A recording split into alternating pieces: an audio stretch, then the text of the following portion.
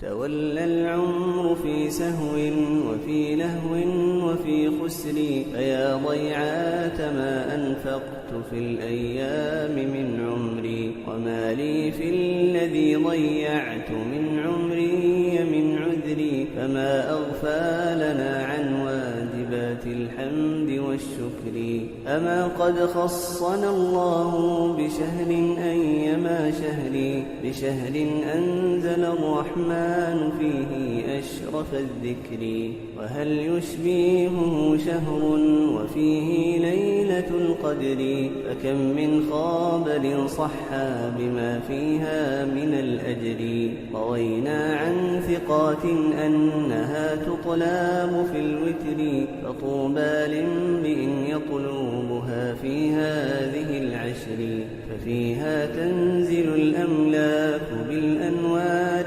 والبر، وقد قال سلام هي حتى مطلع الفجر. ألا فاداخرنها إنها من أنفس الذخر، فكم من معتق فيها من النار ولا يدري.